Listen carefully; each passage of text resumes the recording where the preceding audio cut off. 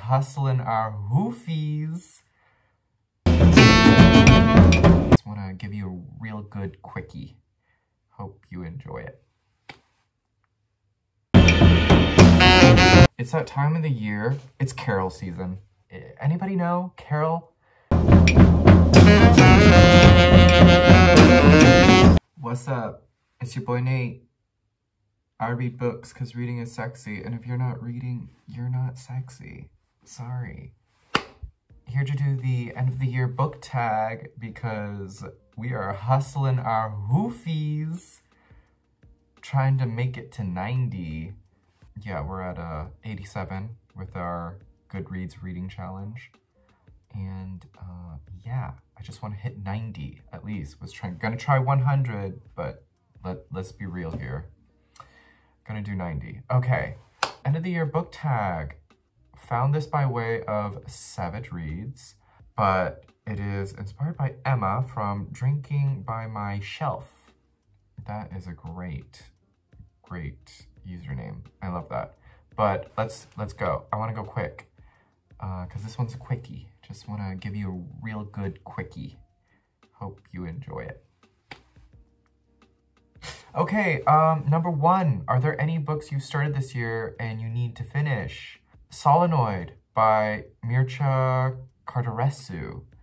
It is an 800-page book. It's a behemoth and I am on page 80. Am I gonna finish it by the end of the year? I don't think so, but I'm taking it slow. It's about everything, about life in its metaphysical, metamorphical, hexagonal, parallel, universal self. It is so many things at once. So much goes on a single page, and that's why it's taking so long to read. But Solenoid, will probably not finish it by the end of the year. Also, 2 other books which I haven't started. I think they'll be books that I'll just have on my Kindle as I'll be traveling a lot in January. So I think these will be some very nice Kindle books because they're from NetGalley. One is Saving Time by Jenny Odell. Discovering a Life Beyond the Clock. A radical argument that we are living on the wrong clock, one that tells us time is money and that there are other ways of experiencing time that offer bold, hopeful possibilities for ourselves and the planet. I've not read How to Do Nothing, but it's been on my TBR for a really long time, so maybe with this very nice copy from NetGalley, I'll be more interested in her work. I also have Island City by Laura Adamczyk? Laura A. I think Benjamin Journal read this recently about a woman at a bar who tells stories from her past, and it's just her and her stories and this time and moment at a bar. Love the cover. That's why I'm very intrigued by it. But from what Ben talked about, it seemed okay, so not too... I'm hesitant. I'm hesitant on reading it, but I'll probably get to it because it's on the Kindle. You know, one of those books that you have in queue where you like run out of physical copies, so you rush to your Kindle to try and save you. Yeah. Okay, number 2, do you have an autumnal book to transition into the end of the year? There will be more information on it in future vlogs because I have a backlog of vlogs, but it was The Secret History by Donna Tartt. Wanted to do a reread of this because our book 2 potties, we're doing a little book discussion on it. Still have to watch that, by the way. But yes, extremely autumnal. What can I say? Everything's been said about this book, but what I want to talk about is sort of the lonesomeness that exists with our narrator. What's his name? Richard. Is it Richard? It's Richard. Richard, he gives off this lonesomeness somewhere in the like early part of the story where everyone goes off and he's by himself for winter, for Christmas, and it's cold and you can feel the isolation in it. And yeah, it just reminds me a lot of like Harry Potter during Christmas time. All of his friends go off and do stuff and he sort of just stays behind or goes back home to his aunt and uncle who he hates and just isn't allowed any comfort. And so all of this discomfort forms and creates this like very isolating feeling.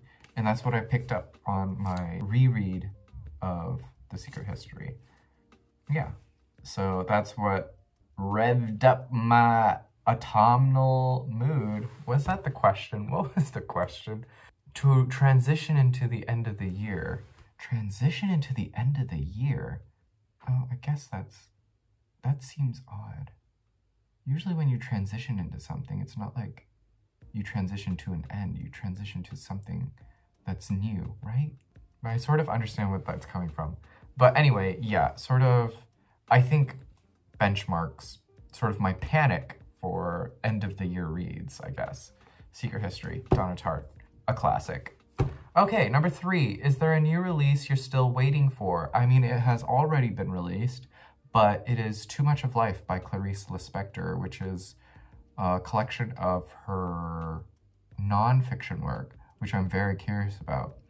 We get metaphysical Clarice Lispector, her mystical self, through her fiction, but I don't know what her voice is or like in non-fiction format, so very curious to pick that up, but I know it's like a behemoth in itself as well, so I don't know what to do with myself in that book. But yeah.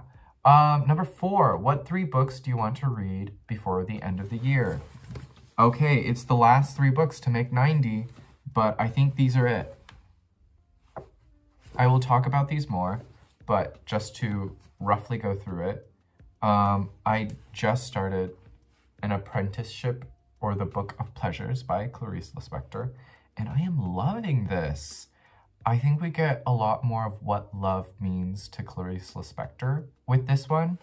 I'm a mere 30 pages in, but I am enjoying it thus far. Next we have The Goodbye People by Gavin Lambert. This one is Christopher Isherwood-ish. The bisexual draft dodger living on the skids. Cool, incisive, yet essentially kind. Southern California in the 1960s, forever swapping addresses, lovers, and dreams. I love that time period. I love LA. I'm from LA. This will do it. Yeah, big mood. I've been, you know, it's that time of the year. It's Carol season. Anybody know Carol by Patricia Highsmith, Salt, Kate Blanchett? It's just that time of the year. It's like during this time, holiday season, I do my annual viewing of Carol and A Single Man.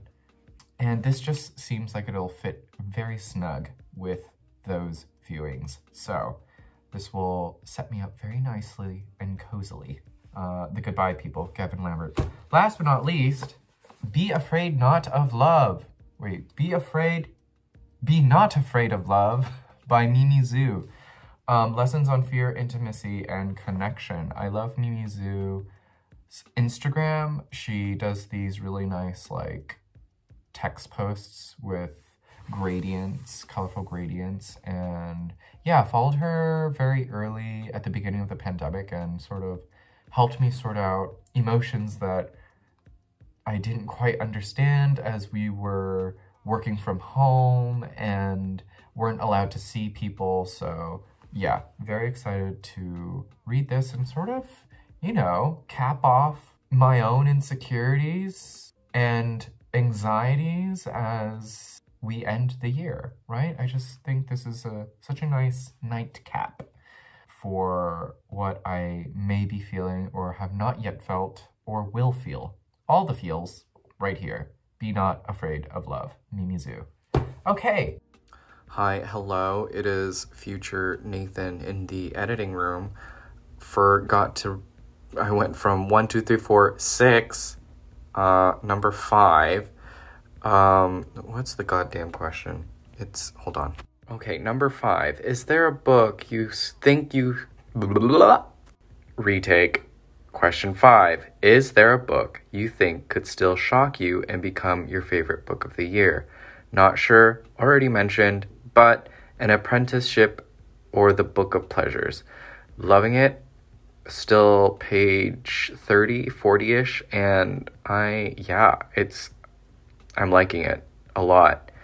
I know some people didn't like this one as much, but I am just like highlighting thing after sentence, after a line, after paragraph, and it's been a joy. Lispector has my heart as she really examines what love means to her through her character. So yeah, this one's creeping in, and yeah, interesting. Okay. And number 6, have you started making reading plans for next year? Yes, I have. I'm slowly accumulating a list, but who I'm thinking of right now is Patti Smith. I've read Just Kids. I want to read her other work. Eileen Myles. I've not read any of her work, but very interested in reading more of her work. And yeah, I'm hoping to go to New York end of January. So yeah, these are just some New York gals that I've just been thinking about. And usually with my readings, I have themes. Like this past autumn, because it is now winter, I was thinking about power and institutions and how power is maneuvered between players and people within relationships and places. This winter and going into the new year, I wanted to think about legacy. I wanted to think about resilience. So these are like words I don't hear often, and so I want to tackle literature that looks at this more. And I want to think about all the ways in which we pursue love and how it sustains us. Does love save? And in all the ways that it doesn't, how do we covet it to protect us? I feel like all the narratives that I grew up with, like 2012, indie, like I recently talked to a friend about like that, you know, that time of Urban Outfitters and Tumblr and sort of like these indie movies and indie bands that came out and how they dealt with love. How I was taught to be almost like, or like these narratives, I was just taught that I was supposed to shun myself away from it or to make myself callous. So how can I make love as landmark and as a place of healing for myself?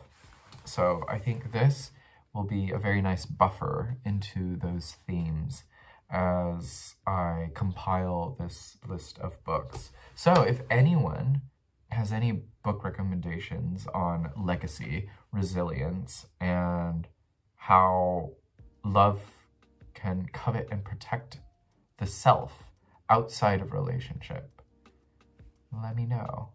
I know those are some hefty, vague themes, but I think that's necessary because when you read a book, I don't think you should, you know, immediately come in with your own set of terms and standards. You should come to it as an open book as much as it's an open book itself, right? So yeah, that's a quickie, right? We're at 15 minutes, great. Yes, end of the year book tag. I'm gonna try and crunch through these and then I'll do a top 10 books of 2022, books that I read in 2022. Not quite sure how I'll format that, given I didn't read a bunch of books that were published in 2022, but yes, that should be fun. Be well, do good work, keep in touch.